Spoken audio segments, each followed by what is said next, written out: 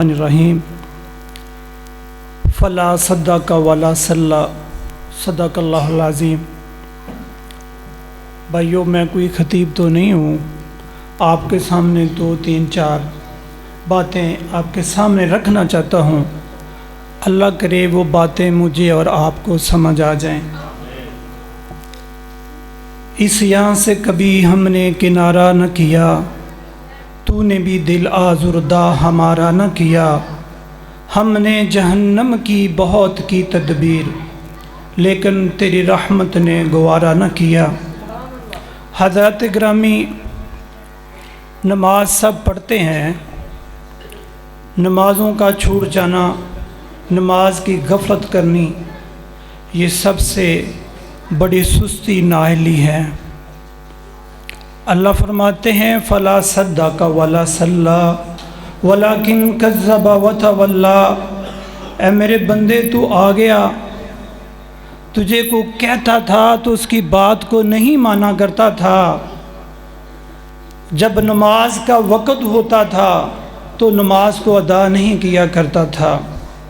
حضرات گرامی، یہ آج کے نماز کو چھوڑ دینا، اللہ کے نبی فرماتے ہیں بین العبد و بین الکفر ترک الصلاۃ، کہ بندے مومن کے اندر اور کافر کے درمیان نماز کا فرق ہے۔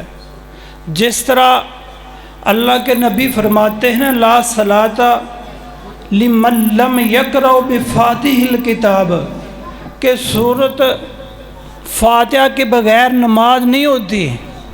آج ایک فوتگی کے بیٹھے ہوئے تھے تو کسی نے مسئلہ پوچھا، تو بھائیو میں نے کچھ چھوٹی سی بات ان کے سامنے رکھی کہ جس رکعت کے اندر سورۃ فاتحہ ہی نہیں پڑھی جاتی اس کی نماز نہیں ہوگی۔ یہ سورۃ فاتحہ جو اس کے کئی نام ہیں، اس کو ام الشفا بھی کہا جاتا ہے، اس کو الحمد سورۃ الحمد بھی کہا جاتا ہے۔ بھائیو، جو قیامت کے دن ہمارے نبی پاک کے ہاتھ میں جھنڈا ہوگا اس کا نام کیا ہوگا؟ لواء الحمد۔ اس جھنڈے کا نام ہوگا لواء الحمد۔ اور یہ سورت کا نام کیا ہے؟ سورت الحمد۔ اس کو سورۃ فاتحہ بھی کہتے ہیں، الحمد بھی کہتے ہیں، لواء الحمد۔ حامدون، ہم ہوں گے حامدون۔ اللہ حامدون سے یہ ہا میم دال پہ آپ غور کریں تو سورۃ حمد ہی آتی ہے۔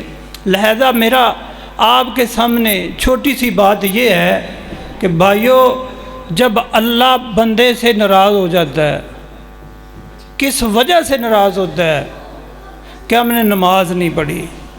آپ صلی اللہ علیہ وسلم کا فرمان ہے کہ جب بندہ قبر میں چلا جاتا ہے تو بے نمازی کے قبر کے اندر اللہ 99 سانپ مہیا کرتا ہے۔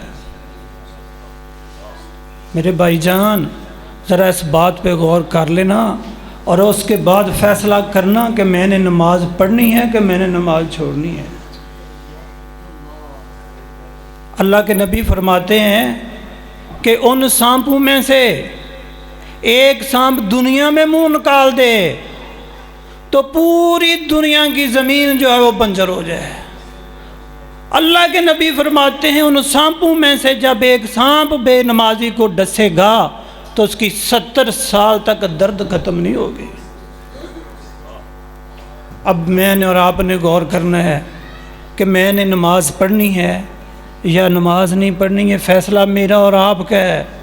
آگے سنو، جب بندہ اللہ کے حضور پیش ہوگا، قیامت کا دن ہوگا، تو بھائیو اولا لک فاولا، پنجابی کے اندر اس کا ترجمہ بنتا ہے تیرا کھانا خراب ہو جائے تو تباہ و برباد ہو جائے۔ اللہ کس کو کہے گا؟ جو دنیا میں نماز پڑھنے والا نہیں ہوگا اس کو کہے گا اولا لک فاولا ثم اولا لک فاولا۔ پھر اللہ دوبارہ اس بندے کو کہے گا جا تیرا کھانا خراب ہو جائے تو تباہ و برباد ہو جائے۔ تو بھائیو، ابو دردہ رضی اللہ تعالی فرماتے ہیں اوصانی خلیلی اللہ تشرک باللہ شیئا کتیتا وحرکت ولا تترک صلاۃ مکتوبۃ متعمدہ۔ یہ بخاری کی حدیث ہے۔ ابو درداء رضی اللہ تعالی عنہ بیان فرماتے ہیں کہ میرے دوست نے مجھے وصیت کی اللہ تشرک باللہ۔ اس حدیث کے اندر بھائیو دو جز ہیں، ان دو جز میں سے ایک نماز کا ہے، ایک شرک کا ہے۔ اللہ تشرک باللہ شیئا کتیتا وحرکتا، اللہ کے ساتھ شرک نہیں کرنا اگر تجھے کاٹ دیا جائے یا جلا دیا جائے۔ شرک جب بندہ کرتا ہے نا، کئی قسم کا شرک ہوتا ہے۔ آپ نے وہ حدیث تو سنی ہے علماء کرام سے کہ ایک مکھی کی وجہ سے ایک بندہ جنت میں چلا جاتا ہے اور ایک جہنم میں چلا جاتا ہے۔ وہاں جب کہا کہ تیرے پاس کچھ نہیں تو مکھی مار کے چڑھاوا چڑھا دو، تو ایک نے ایک مکھی اپنی جان بچانے کے لیے مکھی کو مار دیا، دوسرے نے اپنی جان دے دی۔ اللہ کے نبی فرماتے ہیں جس نے اپنی جان دے دی وہ جنت کا دوست بن گیا، وہ جنت میں چلا جائے گا۔ یہ ہم نے دیکھنا ہے۔ فویل للمصلین الذین هم عن صلاتهم ساہون، پس ان نمازیوں کے لیے ہلاک ہے جو اپنی نمازوں کی غفلت کرتے ہیں۔ کبھی وقت ہو بڑا پڑا ہے میں پڑھ لوں گا، ایو اللہ کے نبی اللہ فرماتا ہے ان الصلاۃ کانت علی المؤمنین کتابا موقوتا، کہ نمازوں کے اوقات ہیں، وقت مقرر پہ اللہ کے نماز کو ادا کرو اور خوشنودی کے ساتھ ادا کرو۔ یہ بچہ قرآن کی تعلیم کے بارے میں پڑھ رہا تھا، میرا بڑا دل خوش ہوا۔ اس کے بارے میں آپ کے سامنے ایک میں حدیث رکھتا ہوں کہ اللہ کے نبی یہ قرآن کے بارے میں، بھائیو قرآن سے محبت کر لو، قرآن سے پیار کر لو۔ اللہ کی قسم جو قرآن سے محبت کرتا ہے قرآن اس سے پیار کرتا ہے۔ جب قیامت کا دن ہوگا تو قبر میں لیٹا ہوگا، تیرے سامنے اتنی پیاری شکل والا جب آئے گا، تجھے بلائے گا، تو کہے گا تو کون ہے؟ تو قرآن تجھے بول کے کہے گا میں وہ ہوں جو دنیا میں تو مجھے نمازوں کے اندر پڑھتا رہا، میری تلاوتیں کرتا رہا، تو بیٹھ کے اپنے گھر میں تلاوت کرتا رہا، آدھی آدھی رات کو پڑھا کرتا تھا، میں وہ قرآن ہوں۔ یار اتنا بڑا قرآن ہے، سورۃ ملک یا میں پکڑ لے گی جو رات کو سورۃ ملک پڑھتا ہے۔ اللہ کے نبی فرماتے ہیں مصعب بن عمیر کو بلایا گیا، اے مصعب بن عمیر مدینے میں تشریف لے جا، وہاں گلی چوکوں کے اندر اور بازاروں کے اندر تو نے اللہ کا قرآن جو مجھ سے سیکھا ہے وہ پڑھنا ہے، لوگوں تک یہ علم پہنچا۔ اللہ کے نبی کے پیارے طالب علم مصعب بن عمیر وہاں جب مدینہ میں تشریف لے جاتے ہیں، اللہ کے قرآن کی تلاوت کرنا شروع کر دیتے ہیں۔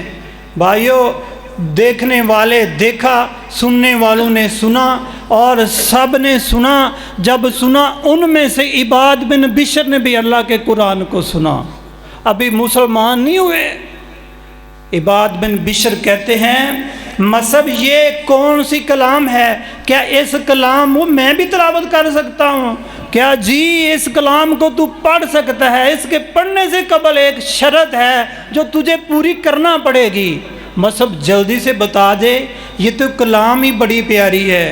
اور مسلمان ابھی عباد بن بشر نہیں ہوا، وہ قرآن اس کے سینے کے ساتھ لگ گیا۔